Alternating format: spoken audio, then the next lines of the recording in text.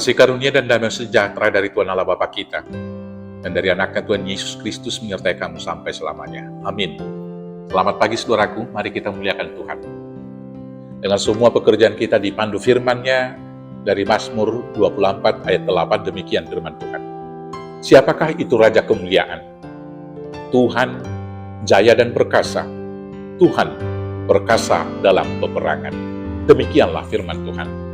Bapak Ibu Saudaraku, dalam khotbah minggu kemarin, kita sudah mengatakan bahwa masa-masa Advent, yaitu pengharapan bagi kita, memberikan optimisme, bahwa peperangan, penderitaan, bencana, dan berbagai kesulitan yang kita hadapi sekarang ini tidak akan berlangsung selama-lamanya. Penderitaan, peperangan, persoalan, kesulitan, pergumulan-pergumulan yang kita hadapi sekarang ini, kita berharap itu diubah menjadi damai sejahtera, sukacita, dan juga cinta kasih di dalam Yesus Kristus.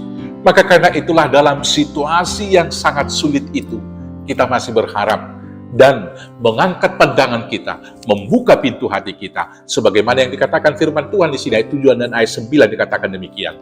Angkatlah kepalamu, hai pintu-pintu gerbang, dan terangkatlah kamu, hai pintu-pintu yang berabad-abad, supaya masuk Raja Kemuliaan. Kita mempersiapkan jalan, membuka hati, membuka pikiran kita, supaya Raja Kemuliaan itu masuk dan turun ke dalam hati kita. Siapakah Raja Kemuliaan itu? Raja Kemuliaan itu tentunya adalah Yesus Kristus, Mesias yang akan mengubah segala sesuatunya menjadi lebih baik ke depannya. Pertanyaan kemudian sekarang ini, kita kembali ke ayat 3. Di ayat 3 dikatakan demikian. Siapakah yang boleh naik ke atas gunung Tuhan? Siapakah yang boleh berdiri di tempat yang kudus? Itu di ayat 4 dijawab, orang yang bersih tangannya dan murni hatinya, yang tidak menyerahkan dirinya kepada penipuan dan yang tidak bersumpah palsu. Saudara-saudaraku, supaya kita menyambut Mesias itu, maka kita harus membersihkan tangan kita dari kekerasan.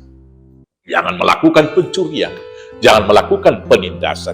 Yang kemudian hati kita harus bersih, karena hati yang bersihlah tempat daripada Roh Kudus. Kuduslah kamu, sebab aku ini kudus. Maka karena itu biarlah di hati kita hanya ada hal-hal yang baik saja. Dan biarlah hati kita yang murni itu kemudian memampukan kita menghasilkan buah-buah yang baik, yaitu buah-buah roh. Selanjutnya, tidak penipu dan tidak bersumpah palsu. Bapak Ibu Saudaraku yang terkasih, pada hari belakangan ini kita tidak tahu manakah berita yang baik, berita yang palsu atau hoaks, atau berita yang benar. Manakah sifat asli manusia atau sifat palsu daripada kemunafikan itu. Maka kita sebagai umat-umat percaya hendaknya menunjukkan kemurnian, tidak bersumpah palsu.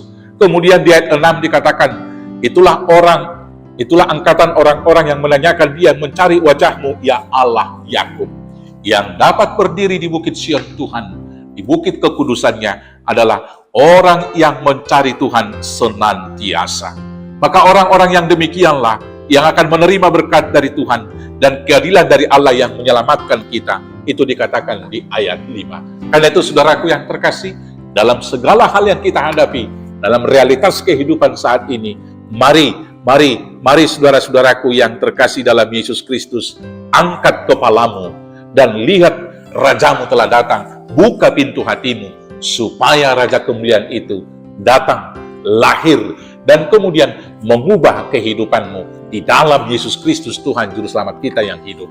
Amin. Kita bersatu dalam doa. Terima kasih Bapa yang baik. Biarlah hati kami menjadi tempat Roh Kudus, mengubah hidup kami senantiasa optimis, mengubah hati kami senantiasa suci dan kudus, dan mengubah tangan kami menjadi tangan yang menolong, melakukan kelemah lembutan, bukan kekerasan dan peperangan. Mampukan kami melakukan semuanya itu hanya dengan kuasa Yesus Kristus Tuhan Juru Selamat kami yang hidup. Amin. Selamat beraktivitas. Tuhan Yesus memberkati. Horas.